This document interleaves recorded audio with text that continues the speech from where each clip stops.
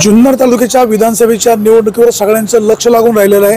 त्याचं कारण तसं आहे, शरद पवार विरुद्ध अजित पवार अशी ही जुन्नरची निवडणूक होत आहे। विद्यमान आमदार अतुल बेनके यांनी या तालुक्यासाठी 3300 कोटी रुपयांचा निधी आणला आहे। एवढा मोठा निधी आणल्यामुळे मतदार अतुल बेनके यांच्या पाठीशी आहेत असा दावा केला जातोय। आपल्यासोबत आळेगावचे उपसरपंच आहेत। आपला नेहमीचा प्रश्न, हवा कोणाची, आमदार कोण हवा, काय सांगाल? हवा कोणाची, आमदार कोण हवा? साहेब, हवा कोणाची याच्यापेक्षा हवा विकासाची, जो विकास आहे त्याची हवा आहे हे सांगायला का खरं खरं? खरोखर आम्हाला असंच वाटतं का विकासाचीच हवा आहे आज। विकास कोणी केला? विकास विद्यमान आमदार अतुल शेठ बेनके यांच्या माध्यमातून जवळपास जुन्नर तालुक्यामध्ये आपण आता बोललात का 3300 कोटी रुपयांची कामं झाल्यात। मग जर 3300 रुपयाची कोटीची जर कामं या ठिकाणी झाले असतील तर मग हवा विकासाचीच आणि विद्यमान आमदारांचीच। 2014 ते 19 शरद सोनवणे आमदार होते, त्यांनी पण 2242 कोटीचा निधी आणला, मतदारांनी त्यांना घरी बसवलं। आता ती गणित त्या वेळेची वेगवेगळ्या पद्धती राजकारण। आता जमेची काय, जमेची बाजू काय? सध्या जमेची बाजू आम्ही विकासालाच म्हणतो ना। ज्या ठिकाणी विकास झालाय त्या ठिकाणचं मतदार 100% अतुल शेठच्या मागे खंबीरपणे उभे राहतील या विश्वासाने आम्ही सांगतोय का हवा विकासाची। मुद्दा पुन्हा तिथंच येतो, शरद सोनवणे यांनी मागच्या वेळेला 2242 कोटींचा निधी आणला होता, ते मनसेचे आमदार होते। अतुल बेनके सत्ताधारी आमदार आहेत, लोक विकासाला मतदान करतील का? 100% का नाही करावं?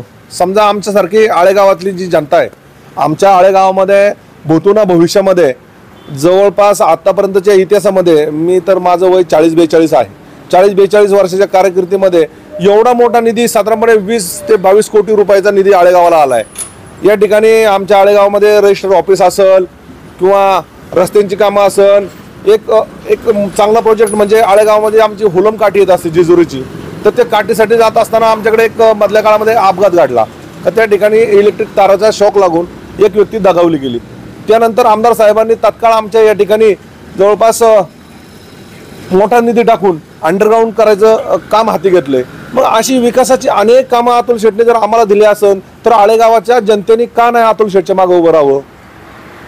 हे म्हणायला झालं, प्रत्यक्षात काय होईल?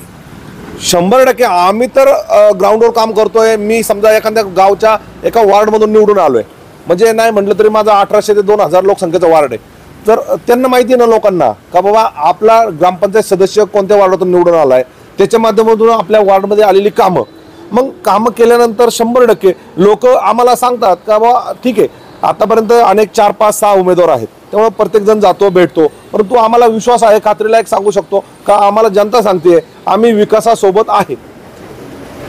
विजय कुराडे तुमच्या सोबत नाही? नाही, आता विजय कुराडे आता ठीक आहे, असले काय नसले काय तो त्यांचा प्रश्न आहे वैयक्तिक। आता त्यांना वाटलं शरद पवार साहेबांचे विचार त्यांना पटले, सन्मान्य अतुल शेठचा विचार त्यांना पटले नाही, म्हणून अजितदादाचे विचार पटले नाही, म्हणून त्यांनी ते तिकडे गेले। परंतु त्यांनी देखील आता ठीक आहे, ते त्यांच्या जागेवर ठीक आहे, आम्ही आमच्या जागेवर ठीक आहे, परंतु ते गेलेत म्हणून आम्ही जावं असं काही नाही।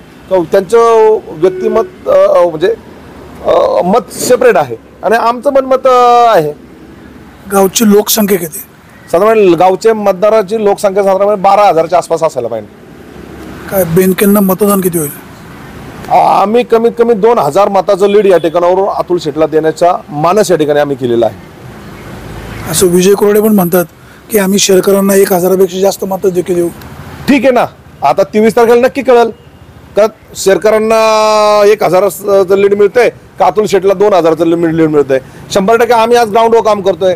सन्मान्य आमचे माजी उपसरपंच साहेब आता या ठिकाणी नाही आहेत, पण तर ते तिथून जर सांगत असतं तर लीड मिळत असतं तर 100% हरकत नाही, तर त्यांचा कॉन्फिडन्स मिळू शकतं। परंतु आम्हाला देखील इतका कॉन्फिडन्स आहे का आळेगावाच्या विकासाच्या प्रश्नावरती आम्ही एवढं काम केलंय, भूतूना भविष्यातली जी कामं झाल्यात त्या जोरावरती 100% जनता अतुल शेठ बेनकेंच्या मागे उभं राहतील असा आमचा ठामपणे विश्वास आहे। आता आळे परिसरामध्ये आमदार बेनके यांनी कुठली महत्त्वाची कामं मार्गी लावली? आळेगावामध्ये सर्वात प्रामुख्याचा विषय का आमच्या रजिस्टर ऑफिस या पूर्व पट्ट्यामध्ये एक रजिस्टर ऑफिस झाल्यामुळे काय होणार आहे, आळे गावामध्ये एक दळणवळणाचं एक मोठी बाजारपेठ उभी राहील. त्या ठिकाणी आज नारायणगावला जायची गरज नाही.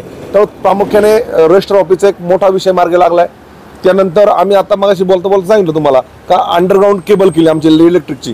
हा सुद्धा मोठा एक प्रोजेक्ट आहे, तो केला. त्यानंतर आम्ही नवीन ग्राम संसद बांधायचा प्लॅनिंग मध्ये आहोत. त्यासाठी देखील अतुल शेट्टी 1 कोटी रुपयाचा निधी या ठिकाणी देण्याचं त्यांनी ठरवलं होतं. त्यापैकी 50 लाख रुपयाचा निधी आता या ठिकाणी आम्हाला दिलेला आहे. प्रामुख्याने तो एक विषय मार्गी लागतोय.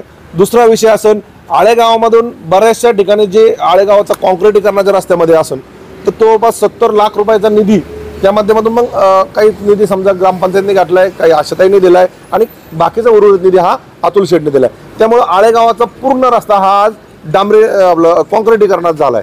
अशा पद्धतीचे हे काम महत्वाचं झालंय. किंवा आमच्या लवणवाडीच्या परिसरामध्ये एक बुडीत बंधारे म्हणतो आपण, तो 25 लाख रुपयाचा काहीतरी अमाऊंटचा तो निधी त्या ठिकाणी दिलाय. तो एक मोठं काम झालंय. अशा पद्धतीची अनेक कामं किंवा अनेक शेड असतील, अशा पद्धतीची बरीचशी कामं अतुल शेटच्या माध्यमातून प्रामुख्याने मार्गी लागलेली आहेत. आळे परिसरामध्ये आमदार अतुल बेनके यांनी विकासाची कामं मोठ्या प्रमाणात केलेली आहे. विकासाची घोडदौड या परिसरामध्ये चांगली असल्यामुळे मतदार आमदार अतुल बेनके यांच्या पाठीशी उभे राहतील असा त्यांनी दावा केलेला आहे. मतदान 20 तारखेला आहे. पाहूया कोणाचा टांगापलटी होतोय आणि कोणाचं घोडं फरार होत आहे. सुरेश वाणी, न्यूयॉर्क टाइम्स, आळे.